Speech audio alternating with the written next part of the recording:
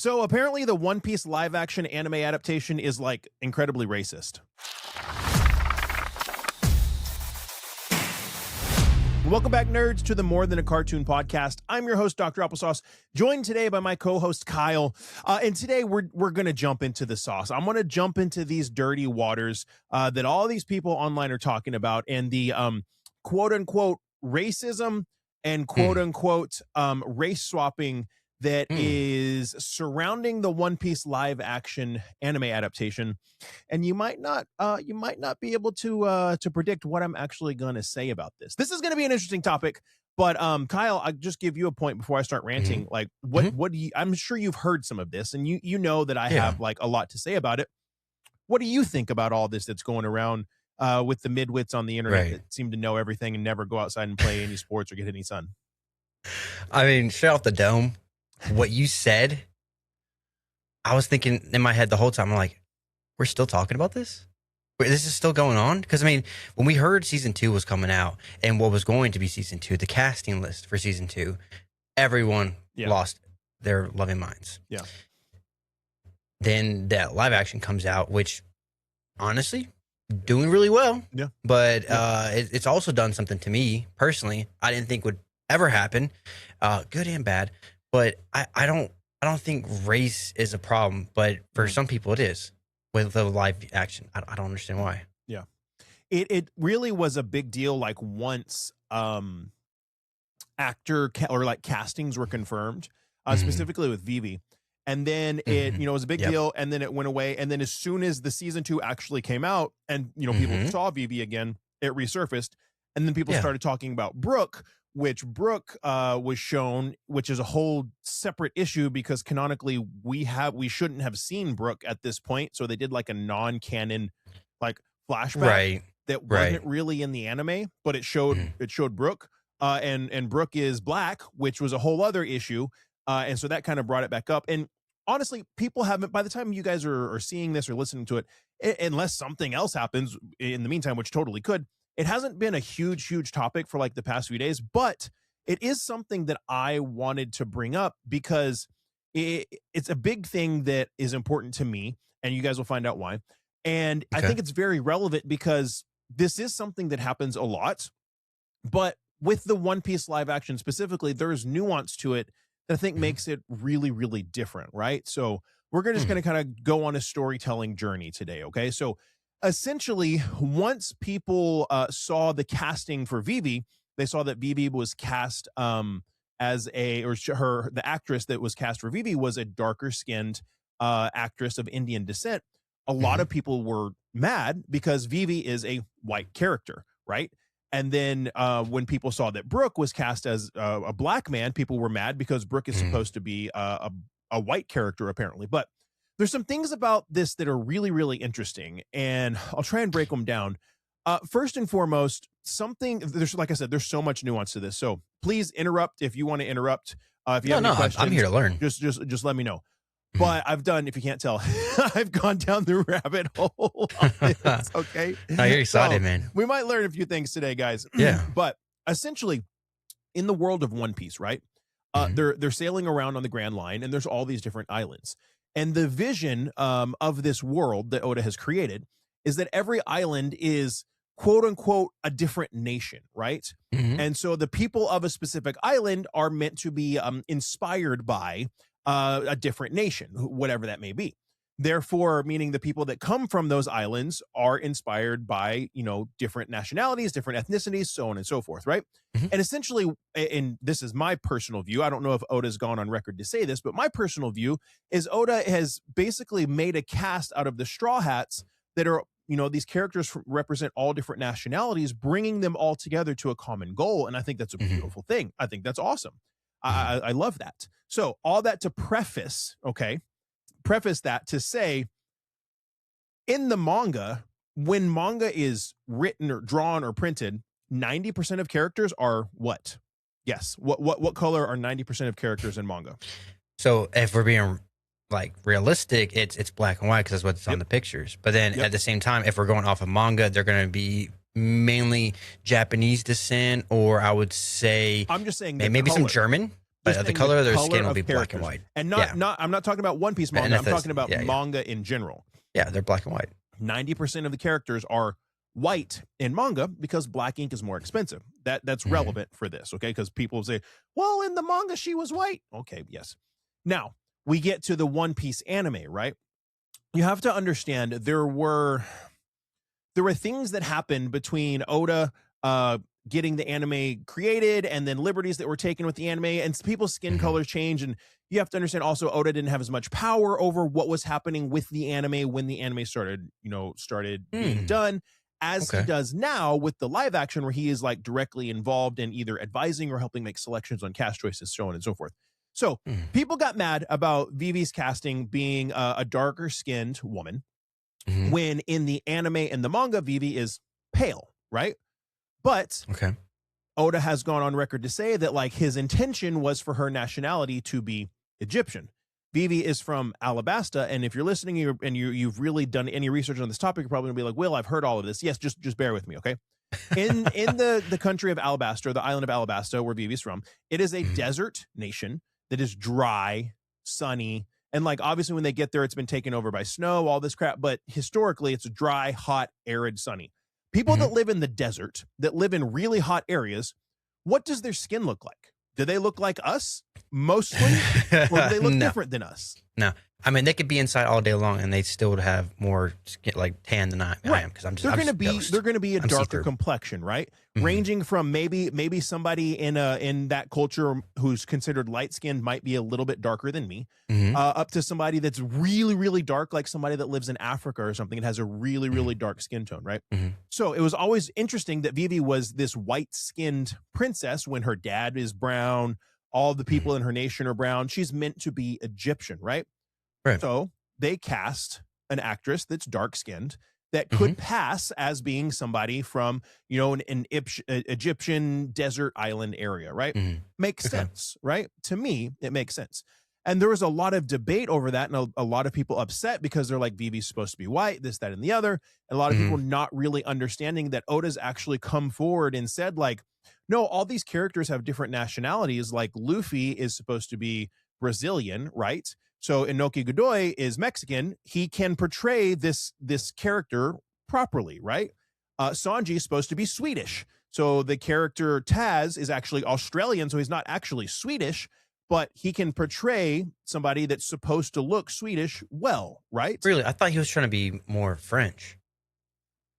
It's either French or Swedish. That's my perception of it. It could be either one. You could be right. It's French or Swedish. I might have it backwards. Maybe it's Nami that's Swedish and Sanji that's French. That could be the case.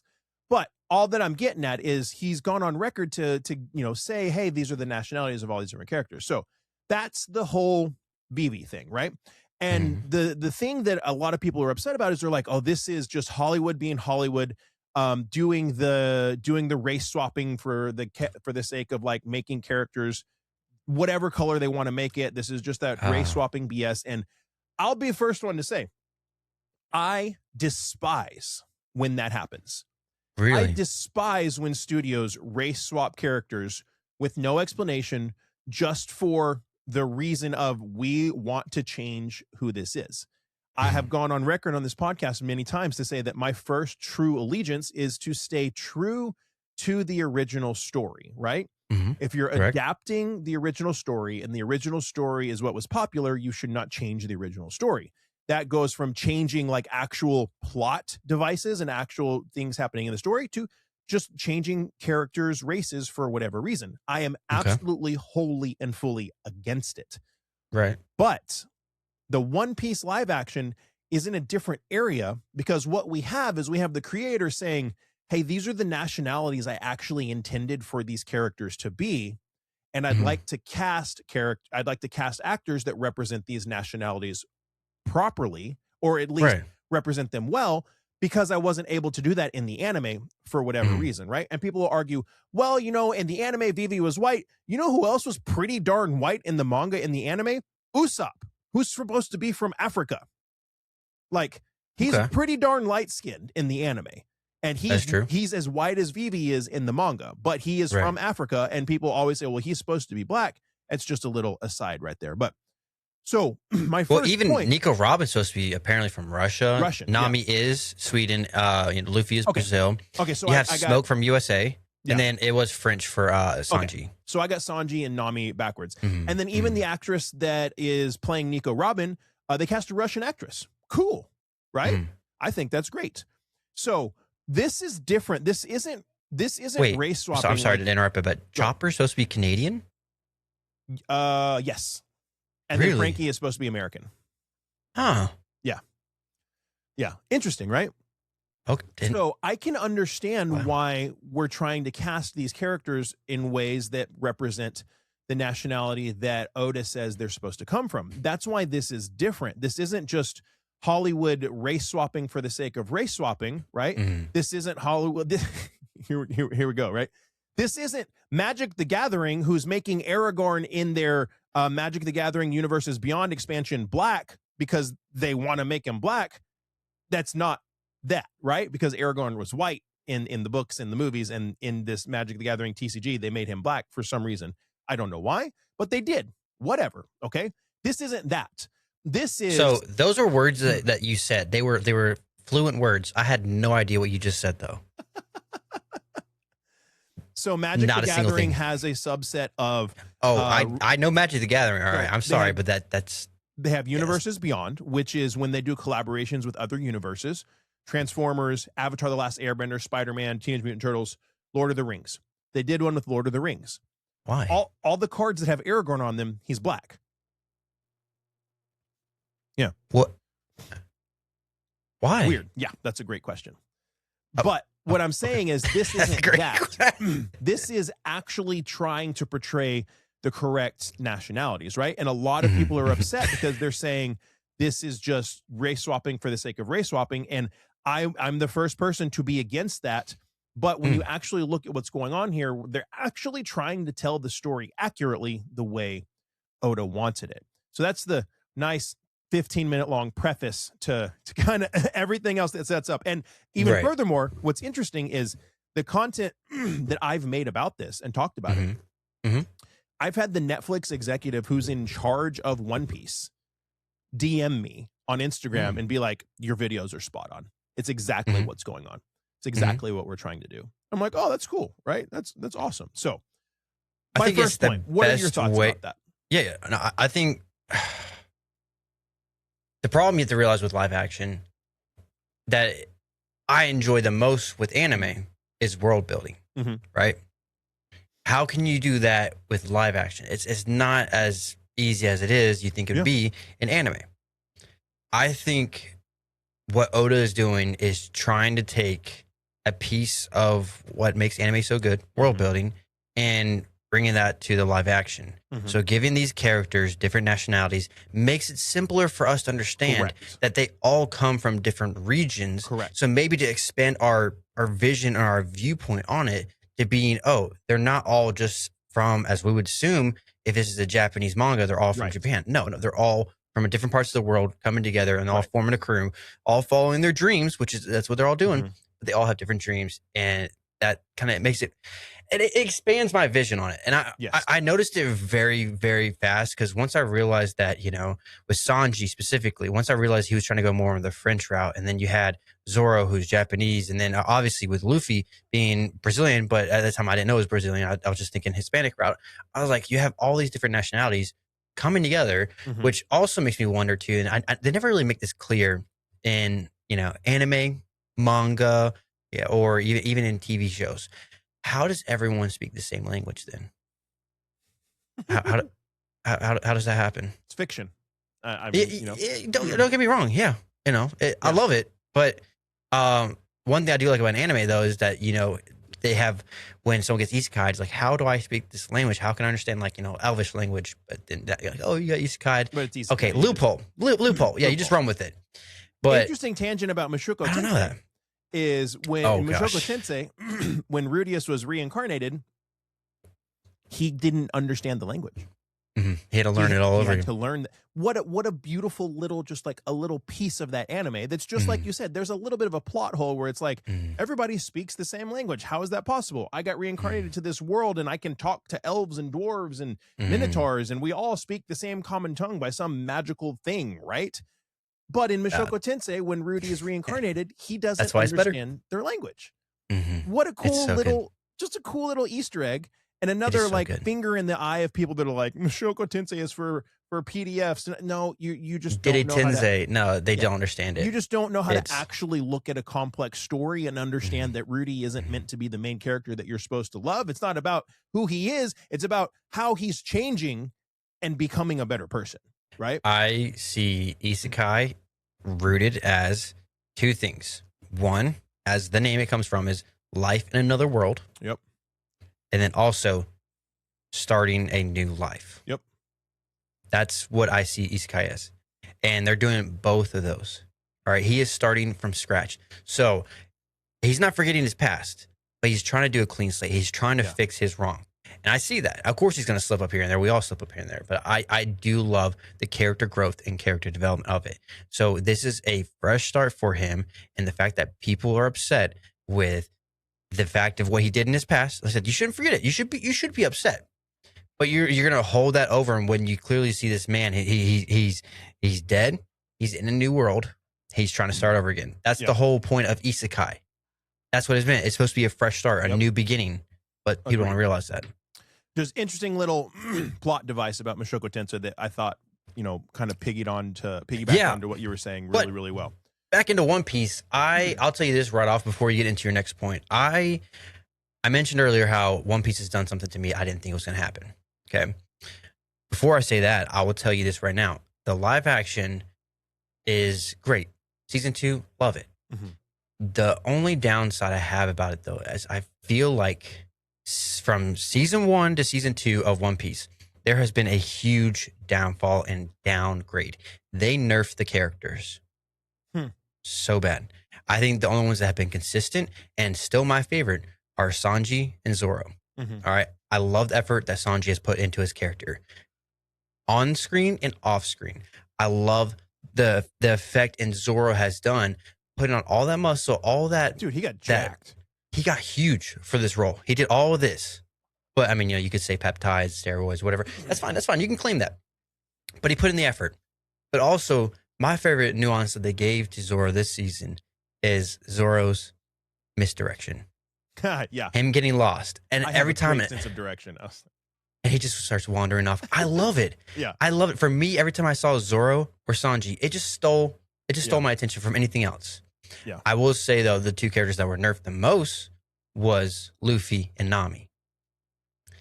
I feel like Luffy the most. And I hate to say that. Have you watched the anime? Because Nami is pretty darn weak at the beginning. Like, she doesn't do much. Oh no, I'm not saying like nerfed them and like skill level. I'm talking about nerfing on acting.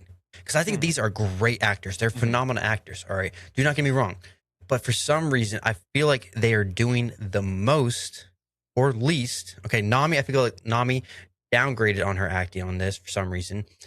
But also, it wasn't mainly focused on her, because the first core where she has to stab herself and then she's being forced to do this as a spy. Yeah, a lot of it was revolved around her. Around Nami. Yes. So I feel like maybe that might be it. So I feel like I might be a little too harsh on that. Maybe. I'll rethink about that. Maybe because but with Luffy, it's not like the storyline isn't really revolving around her.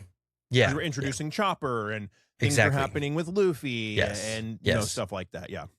But with Luffy though, I feel like he's overacting. I feel like he's trying to over animate himself. You're doing a live action. You should just let your acting be itself. If you're trying to make yourself look like they animate too much, I feel like that's not an homage to the anime. I think if you portray the character as it should be, that's right. But big example is when they are trapped in the whale.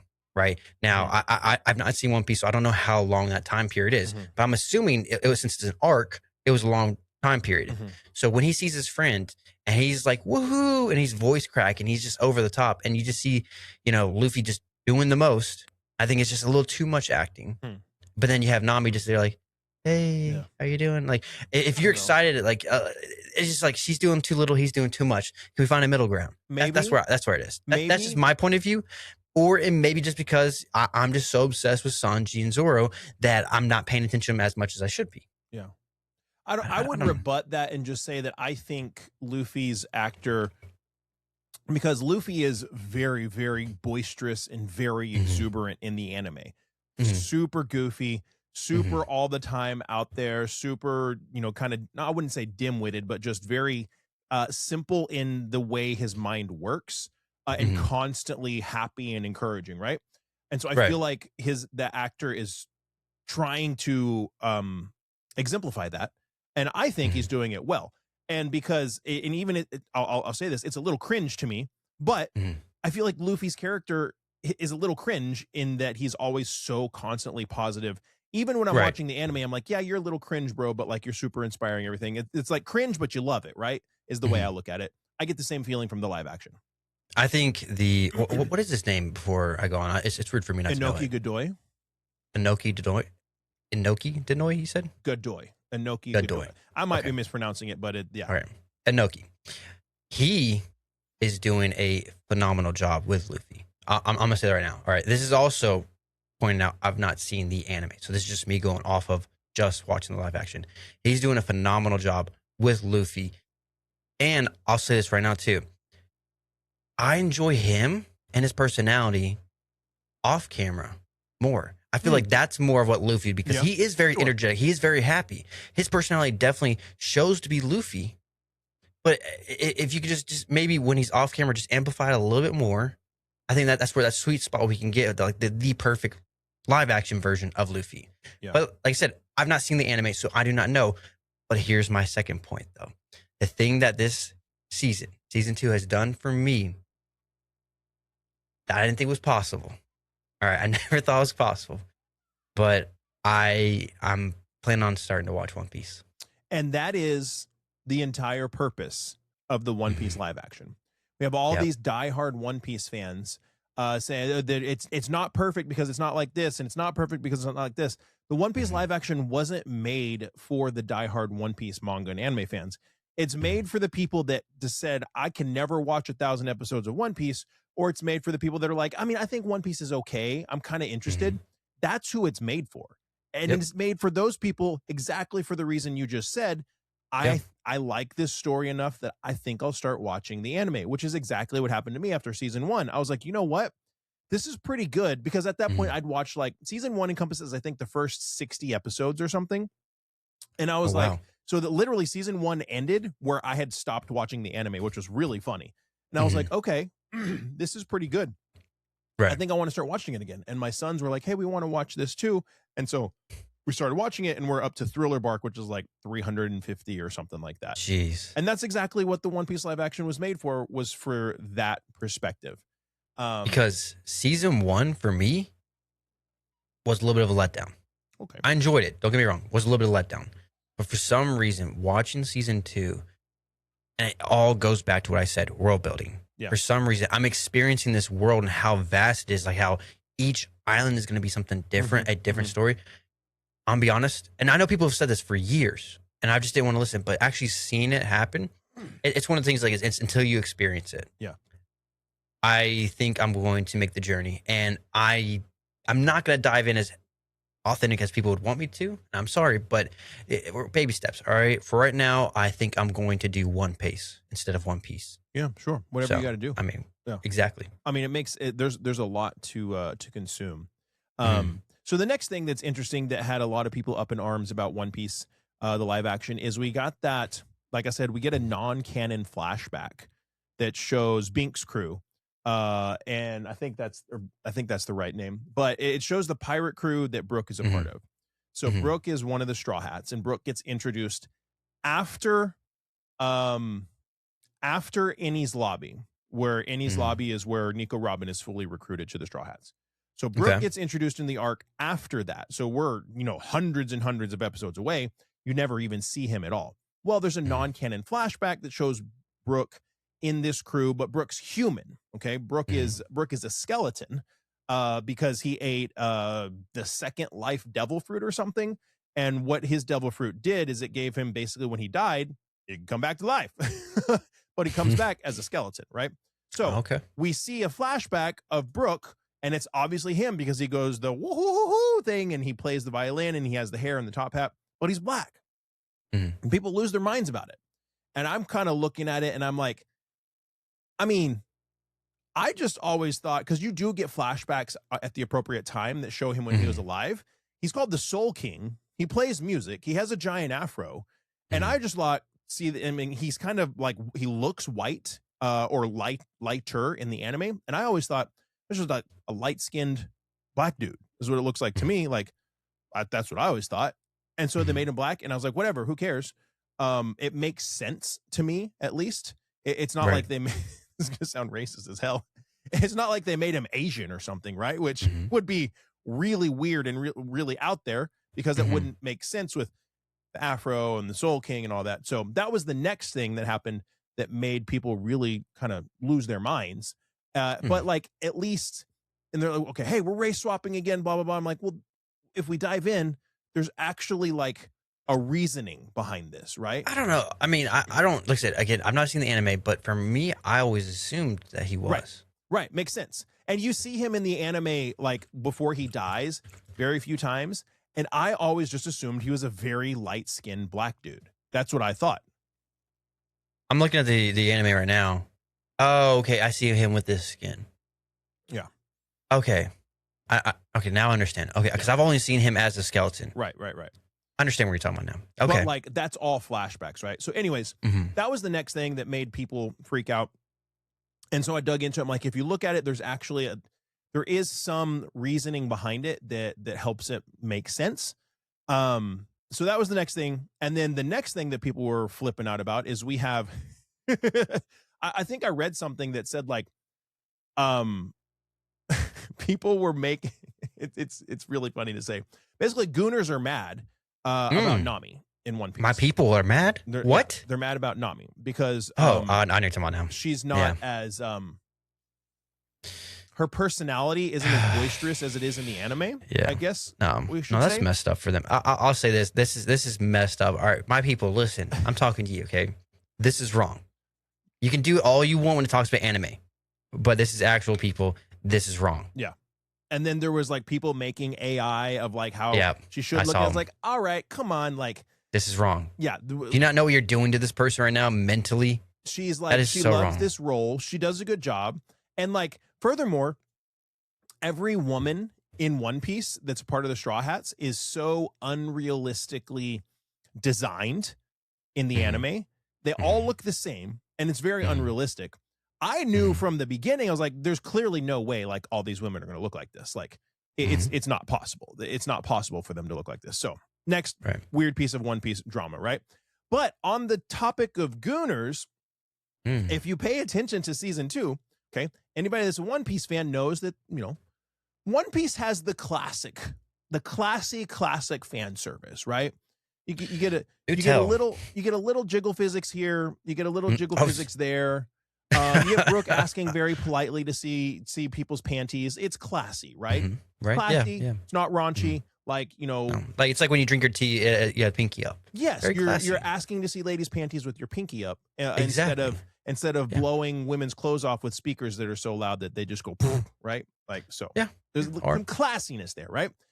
But interestingly enough, I observed along with some other people that season 2 of the live action, you could assume that it's leaning into the gooning side of things, like the anime tends to do, because we've seen I know what you're talking about now. With just about every character either shirtless or in a very provocative. That's the way the manga is. No, it's subtle fan service. All right, they're slowly introducing it's overt. It's subtle, and I think it's interesting that it's like, to me, I could be wrong, but to me, it's like a. I don't think you're wrong. It's just like a little tip in the hat to the anime, right? Gosh, you literally had to tip your hat. You had to do a prop to it. Oh, well, just say it. This is like a podcast. People are listening. Who's actually watching? Little tip to the hat. Watching on YouTube. That is true. No, that's true. I'll tell you this right now. It is wrong what they're doing. I agree. There is fan service. Clarity. It's First wrong off, that people are saying that Emily Rudd is not fit for the role. That's what you mean. The fact that she tried and she worked so hard to get this role, and she's doing a good service to this role. Like I said, now even though I harped on it about the fact that the acting was a little lackluster, but again, that's my perspective of going from season 1 to season 2. Yeah. Not seeing the anime, so I that's all I'm going off of. But you're also not saying it's trash and that like somebody should be replaced or they're doing it wrong. I'm not saying also she should have the physics. I'm not saying she also should have the proportions that every anime character's. That's impossible. No. And the fact is that we're setting up to like a standard of this kind of form of body shaming is sad. It is. Yeah. There's no reason for you to be doing this towards actual people. Fictional characters and all that, have at it. Yeah. Fictional. Actual people, you're wrong. You're disgusting. Weird. Saying that like you don't look right or whatever. Now, I will say before I get into my next point that is quite a bit more serious, let's be a little stupid. I've seen some rumors, and I'm assuming are what AI pictures, but rumors of Sydney Sweeney being cast as Boa Hancock. If that did happen, she would be adequately proportioned to portray Boa Hancock. That's all I'm gonna say. Okay, that's all I'm gonna say. Oh snap! Oh snap! As he looks it up, he says, "Oh." See what I mean? It could work. It could work. So all of that has kind of stemmed from like we went from like the race swapping drama just to drama about it, but in totality, like I'm absolutely against race swapping in stories, or in any type of like, you know, adaptations from a movie to an anime or from a story to an anime or from a book to a show, which is what I'm about to talk about. But my point being that that's not what One Piece is doing. One Piece isn't trying to do anything with the live action that's going to fundamentally change who a character is or make it not make sense just to make their skin color different. They're actually trying to portray Oda's original vision accurately, and probably also kind of set it apart from the anime and give it like a little more of the authenticity that Oda's hoping for. And that's why it's not race swapping, and race swapping is terrible for the original story. I've always said I'm a huge proponent for keeping the original story original. Now, I'm going to go off on a little bit of a rant and give an example of race swapping that I think is incredibly destructive to the IP that it might happen to. I don't know if this is confirmed, because who knows these days with the internet, like you never really know unless like you actually see something from the show. But one of the most popular IP of all time, Harry Potter, had movies, made, and the movies stayed pretty darn accurate to the books, but a lot of stuff was chopped out because you can't fit dangerous territory, right? Okay. Yes, we're going to dangerous territory. I told you we're going to dangerous territory. Yeah. But I have things to say that make sense, right? Hey, shoot. Go ahead. Now HBO is doing a rehash of Harry Potter in a series that's supposed to be one season for each school year, right? Yep. And so again, I'll say I'm not sure if it's confirmed because it's hard to tell what's real, but they have cast a black actor supposedly as Snape. Now, this is, in my opinion, what is just race swapping for the sake of race swapping that can be destructive. And here I'm going to explain why. Okay, and this is dangerous, icy territory. But as somebody that truly loves a specific IP, I grew up with Harry Potter. I found the first Harry Potter book when I was 12 and Harry was 11, and I was regularly being abused, and I had a horrible, horrible life at the time, and I wanted nothing more than to escape. And like, I find this book, and like, I remember thinking like, I wish some giant would come and tell me that I was actually a secret wizard and I got to go to this magical school and escape all of this, like Harry got to escape all of that, right? And so I connected with Harry Potter on a very visceral level because of that. So the story is very beloved to me, regardless of any other bullcrap politics, opinions of whatever else is out there. I love the story for that, right? In the story, Snape is described as a sunken, sallow-skinned guy with pale skin and long, scraggly hair, right? It's clear that he's a pale-faced, like stereotypical nerdy white kid, right? That's not my point. My point is, in the story of Harry Potter, and I'm going to land this plane, Snape is bullied as a kid by James Potter, by Remus Lupin, by Sirius Black, and by Peter Pettigrew. They were like the jocks of the school that were like the popular kids that were pretty much, they were dicks, but then they grew up outside of, besides Peter Pettigrew, they grew up to be much better people. They learned the error of their ways, right? But they bullied Snape pretty bad. They made fun of Snape. They made fun of the way he looked. They made fun of him because his skin was super pale, because he had a huge honk. They made fun of his appearance, right? When Snape is the same color as them, it just comes off as them just being bullies because they're mean. But if you make Snape black, now they're all racist when they're not, right? It changes the dynamic of who Snape is as a character and who these other characters are as characters. And then even furthermore, when Harry comes to Hogwarts and Snape is his potions professor, and Snape loathes Harry because of the way he looks, because of he can't stand the sight of him. He can't stand his eyes. He can't stand his face, which you later find out to mean because it reminds him of Lily, but you don't know that at the time. But now you have a black teacher, if Snape is black, who hates a white kid because of the way he looks. So this is why I don't support race swapping, because it can fundamentally change characters from what the original author intended them to be and set the story on a different path and make things different when that wasn't the way the original author intended for it. The reason I use this as an example is because that is not what's happening with the One Piece live action. There is no intent to just arbitrarily change the way a character looks that could potentially set it down another path. To the contrary, they're actually trying to make the characters look the way that the creator originally intended for them to be the nationality that they represent. That's why I use the Harry Potter rumor casting example, because to show how you can change that, how changing that can really set the trajectory of characters in a different way and change the dynamic of the story. And that's not what's happening in One Piece. Your thoughts on that? I don't know. I mean, it's a double-edged sword on this one, because I think I agree with you. At the same time, I wouldn't hate to see how the anger and the potential, like if they decide to do the race, if he ends up being black, then I feel like it gives him also another weapon to be like, he had all the chances to be a villain, but he still chose to be a good guy. I mean, yeah. So I can see the way they could do that, but for me, I'm not for it though. If that's just, you're just adding fuel to something that, I mean, he's already had plenty of reasons to be a bad guy, but he still chooses to be a good one.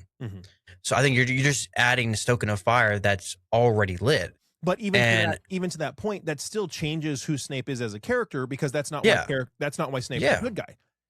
Snape's a good guy purely out of revenge because he loved Lily Potter and Voldemort killed Lily Potter. He wasn't a good guy out of some moral superiority or like, even though I was bullied all the time, I chose the higher road. No, he chose that road because he loved Lily and Voldemort killed Lily. I feel like, honestly, I'm talking to like a 10th prestige right now when it comes to this stuff, because like you know everything with Harry Potter. I wasn't even allowed to watch it as a kid. All right, I wasn't allowed to. I felt like such a sinner when I was starting to watch it. But no, I'm not. No. I'm talking about reading the books, homeboy. But no, never even picked them up, brother. I'll tell you that right now. I should know the Goblet of Fire activist. I don't think. No, they're right off frame. I have them all sitting right there. I don't know. For me, like I said, I'm trying to stay neutral in all this and try to think both sides. I like to give perspective to both sides before I actually make a judgment. And like I said, I hear what you're saying, and like I said, there's a lot of points I agree with. But for me, until I actually see it happen, I don't think I can give that my final like opinion on it. But I think it's fair. But I think that's like a great way you have your mindset of like thinking like, hey, this is what I'm thinking, and this changes the character who he is. Not just because like you're actually trying to make yourself seem, you know, like, hey, I don't like it because they're changing it. No, it's just like it changes who he is and his development as a character as well. So, and it wouldn't matter to me. It doesn't matter if it's taking a white character and making them black, or taking a black character and making them Asian, or taking an Asian character and making them white. It doesn't matter what the thing is. It's how it can change the dynamic. But even furthermore, That my point isn't even about Harry Potter. I'm using that as an illustration to show that that's not what's happening with the One Piece live action. That it's not just this random character race swapping just to fulfill whatever agenda might be out there. They're actually trying to accurately portray these characters the way the creator wants them to, right? No, they're doing a good job. I really do enjoy it. And the fact is that if you got me where I said, like, I just don't have the time. I just don't want to give the effort to watch One Piece. If a live action, listen, a Netflix live action has given me the anticipation, the excitement, the enjoyment of watching it to where I want to go watch the original. It's a massive success. Yeah, that's success in my book. Or maybe it makes people fans of the franchise that won't ever watch the anime even after this, but because of this, it brought them into the the world of being a fan of this, which I think is great. I was talking to my wife about this yesterday, but the fact is, I mean, the live action can bring so many people into anime. Just think about that. Like, if it benefits us as anime people, then we should be endorsing this. We shouldn't be bashing how not true it is to the anime specifically.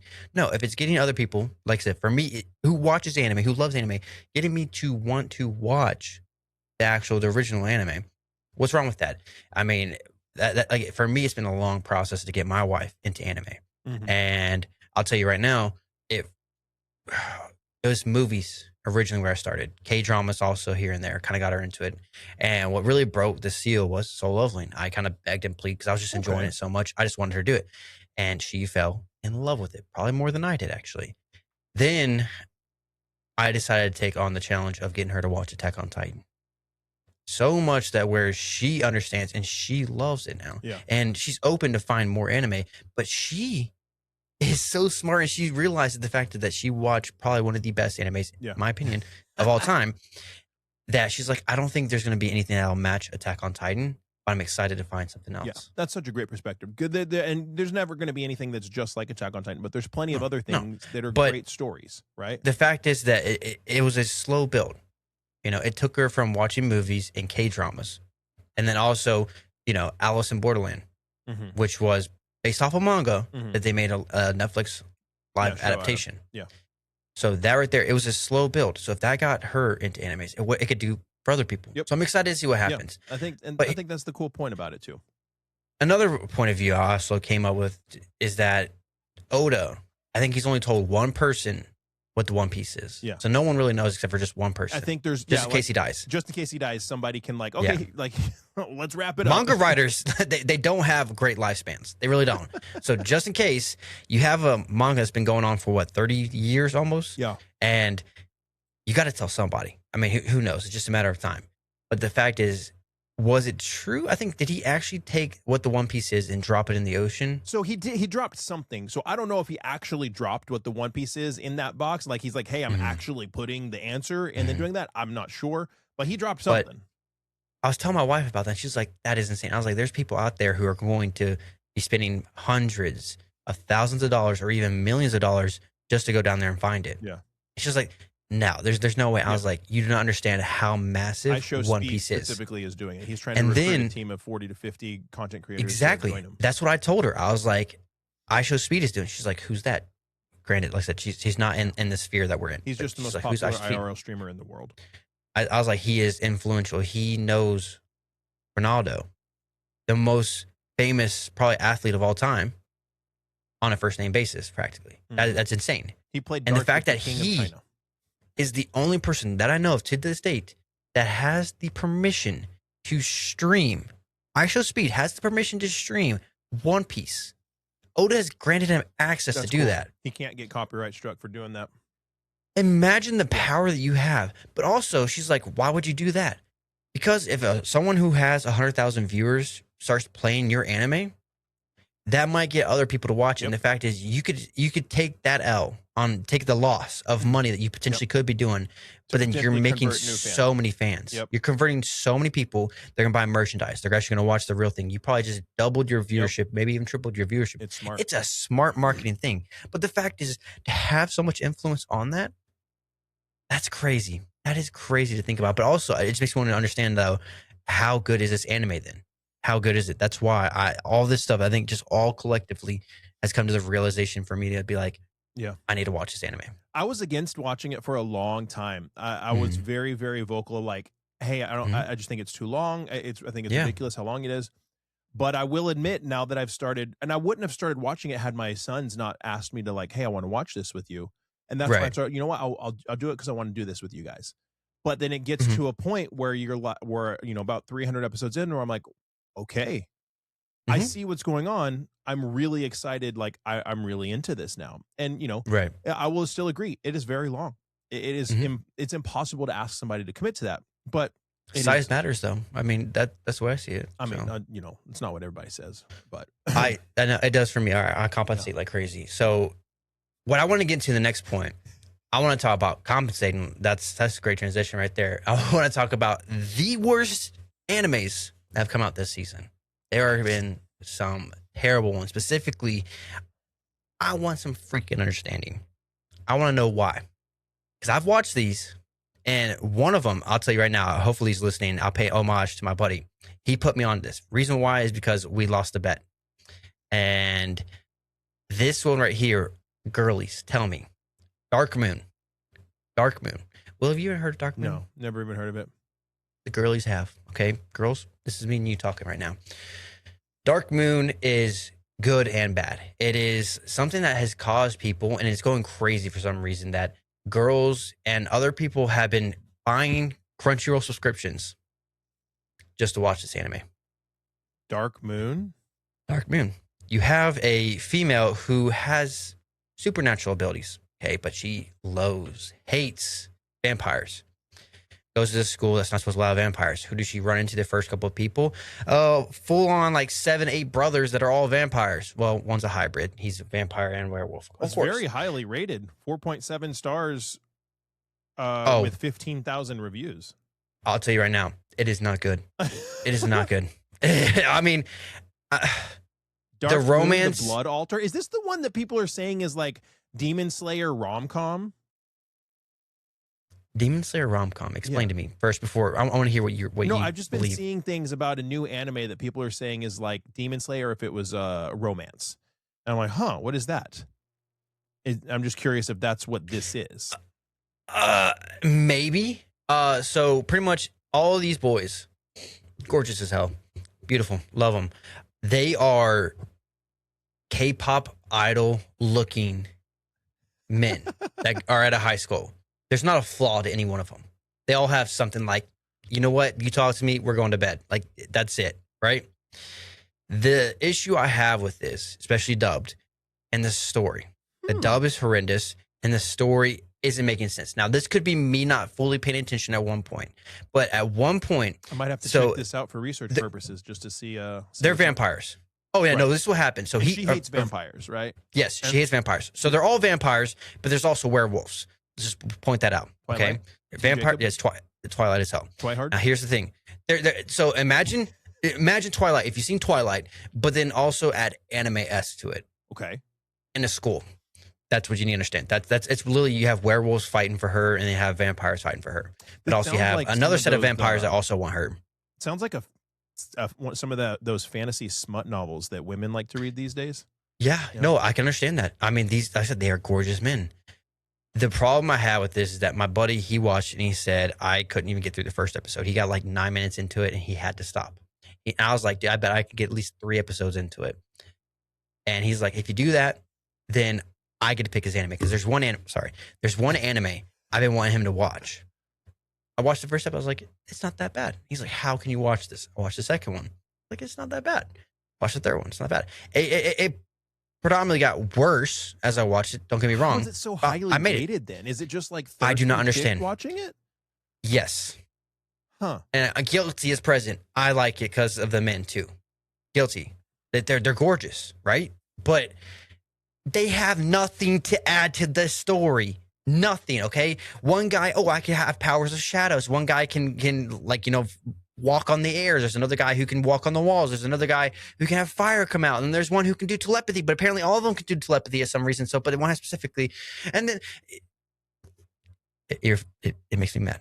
But the problem I have with this is that the story at one point, they were talking about how these vampires, the good ones, we don't eat on humans. We don't drink their blood. What we do is, I thought they said at the beginning of the story, it said once a month, we only feed once a month. But then the more I watched it, because I'm think about 8 episodes, 9 episodes in, it gets to their birthday. They say their birthday is when they actually left the orphanage that they all grew up in, because they're all orphans. The day they left is what they call their birthday. Okay. And that day is one time a year they eat. So I was like, I thought they eat once a month. Now it goes to one time a year. Granted, I could be misinterpreting. I could have just not. Did you watch it all? I've not. No, it still is airing. Okay. That's why I'm also talking about this, and that's why we're talking about a lot of these animes that are bad, because by the time this episode comes out, I think all of the animes I'm listing here have finished. So since they're finished, you shouldn't even start it, because Dark Moon, the story's going nowhere. Originally, it starts off where you're trying to keep a secret, but let's tell her secret. So they're trying to keep their secret. They're in a school that it's impossible for you to get in this school if you're a vampire, but they're all vampires. Doesn't even say how they got in the school. Doesn't even say it. Whatever. Cool. Just miss past that, because they're gorgeous. Don't get me wrong. Then we're trying to keep our secret from her that we're vampires. Within 5 minutes of meeting her, hey, we're all vampires. Let's show her our abilities. So the writing is bad. Okay. Then it goes to where we're having a big game, a soccer match, or it's like rugby almost, kind of match what they're doing, but then they never show their match playing. Granted, I'm only 8 episodes in or something like that, so they're leading up to the match, but like this is like within like episode 2, like the big match is coming up and this, and they never show them playing, they never show them practicing, only like one time, but they got a big match coming up. But the infatuation they have, I find it interesting how it has basically 4.7 stars on Crunchyroll, 6 out of 10 on IMDb, and Hulu, it's probably about a 9 out of 10. It's a reverse harem, and honestly, girlies, I don't mind you rating it as a 4.7. That's fine. Fun and I don't like it. Refreshing Fun take and refreshing. On a slightly dark story, but it's a great and entertaining watch. The webtoon was amazing. Oh, so this is Korean. Yes. Okay. I love Dark Moon so much. I'm extremely happy about Dark Moon becoming an anime. I've been following Dark Moon since the webtoon. No, it feels very smuttish almost. Yeah, it feels very smuttish, but like I said, the girlies, I'm with you. To the negative reviews. I'm watching all of it. Listen. I'm going to finish it. Here, listen to this review. Don't listen to the negative reviews. They're just miserable K-pop stans jealous of the anime's success. What? Well, I want you to watch this. I'm going to watch it. Just for enjoyment. I'll at least watch the dub. Attempt to watch the first episode. Because here's my problem. Okay, if you're doing it dubbed, and this speaks for all dubbed, stop adding accents. Okay, yeah. they're British, and I think one of them's supposed to be Australian. Yeah. Stop adding accents. Yeah, that's strange. All right, we already get enough flack for being dubbed.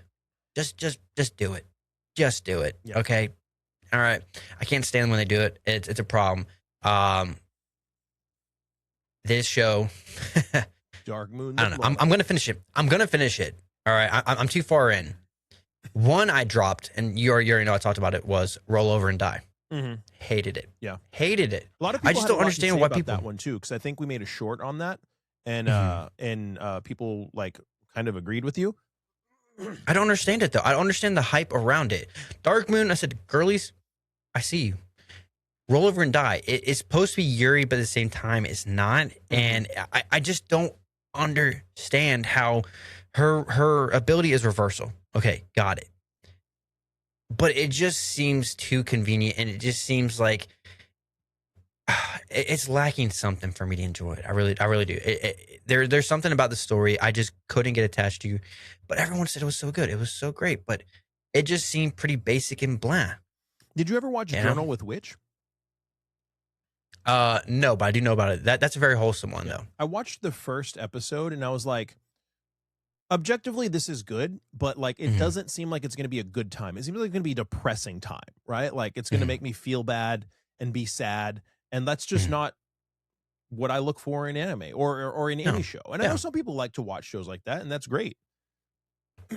I just could not understand, like, where's this going? There's a lot of animes you can see where it's going. I know where Dark Moon's going to go. All right, because you have one of the werewolves is already imprinted on her because, if you see a woman during an eclipse, then guess what happens? You're madly in love with her. You can't stop loving her. Well, guess what happens? Like 2 seconds later. Was she pregnant and then another werewolf imprinted on her unborn child? Yeah, that's crazy. That was crazy. I'm not gonna lie. But I'm telling you right now, this show, Roll Over and Die, made no sense to me. I want to understand why it's so good. I want to know what set it apart, because I'll tell you right now, there's certain animes I thought were gonna be trash that I ended up loving this season. I told you, you can't be in a rom-com with your childhood friend. Love it. In the Clear Moonlight Dust. Didn't think I was going to enjoy it as much as I do now. I absolutely love it. I'll tell you another one this season, Tune to the Midnight Heart. I thought, first off, even though I was talking to my buddy about this too, I thought it was going to be more of a singing anime. It's not. No, It's got layers to it, okay? Do the ogre bit. We all know it. But there's another one. There's another anime that I have watched recently that I'm telling you right now, I hated it, absolutely hated it from the start. But I ended up loving it. To the point. All right, it's an older anime, but it's called Dealing with Mikadono, or I think Mitzi said Dealing with Mikadono Sisters is a Breeze. It's again harem-based anime. I'm just saying harem right now. I don't know. You're just a good old I'm a degen goon, bro. I did, and I'm saying I got calluses in the right and left hand. It's all good. This is the breakdown. I'm a shonen whore. He's a harem ecchi. Yes, you are. That's basically what's going on. But you're a classy whore, though. You are classy. Again, remember, I am pinky a classy whore. I'm not. I mean, I need a little bit of buildup. I need you to treat me right. Okay. Yeah, you're more of like a 3-date kind of rule guy. Yeah, three steak dinners. Get me some nice steak pappy.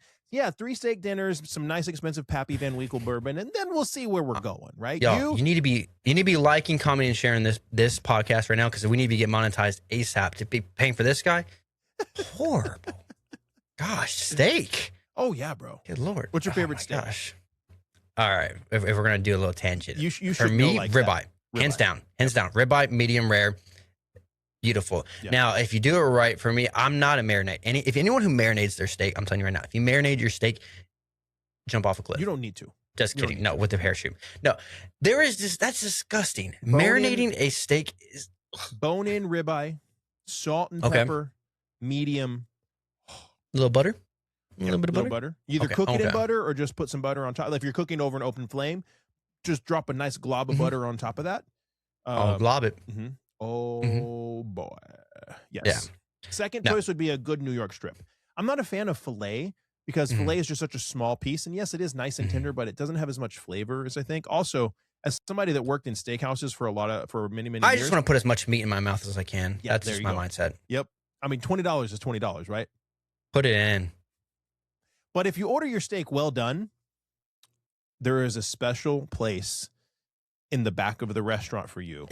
If you order a steak and you're not pregnant, if you're not pregnant, there you go. Because we just ordered. We just bought a grill last weekend, and we're gonna be doing steaks probably this weekend. Yeah. And I'm like, I gotta do hers well done, my wife, and it's just it kills me. So I used to work at a steakhouse, and so we had the nice 10-ounce center cut filet that was like a $40 steak or whatever. This is like 10 years ago, right? And then we also would just have just the chop steak, whatever. It's just a basic steak, cheap, $15. I did this every time. So many people would come in, they'd be like, yeah, I want to get that filet mignon steak right there, the 10-ounce. Okay, sir, you'd like the filet mignon. How would you like that prepared? Oh, yeah, we'll take that well done, please. And I say, would you like me just to bring you the chop steak instead? It's about $30 cheaper, and you're just a ball of rubber bands. It's going to taste the same. Ugh. Good Lord. Anyways, steak tangent. Okay, so those are your animes. Yes, but no. So Dealing with Mikadono Sisters, I'm just going to do a little quick rant on this one. All right, you have a soy boy main character that I cannot stand. The 3 sisters, originally you do not like, but then the way they actually do stories individually for each sister, I end up loving. Okay. Still hate the character to this day, the soy boy. He needs to go. But there's animes, I'm giving this context, like I said, as Will says, to land this plane, is saying there are animes I can hate in the beginning, but change my mind towards the end if the story's good. Roll Over Die, I did not see where it was going. Yeah. So the final one that that's where we can get a lot of flack, Will. The final anime that I do not understand that is terrible this season currently is Jack of All Trades, Party of None. Oh, it's just... I do not understand it. It's just basic. It's fun. Is that what? Yeah.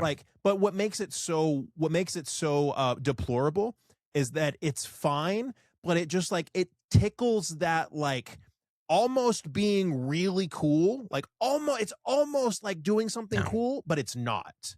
It'd be lucky to get a 6 out of 10 from me. All right. Yeah, because first off, he gets kicked out of the party. He seems angry, but then next minute he's not so angry. He's like, it is what it is. Listen. Then when he's talking with everybody else, oh, it is what it is. But then they all find out. Then again, it's, oh, it is what it is. But when he sees people, oh, I'm pissed off. I'm angry. Just let him die or whatever. But then he saves them, blah, blah, blah, all this stuff. The part that really got me, all right, this is multiple episodes in, when a black dragon is descending upon him, everyone that's around him can't do anything. He's the only one that can defeat it. All right, you know where's this going.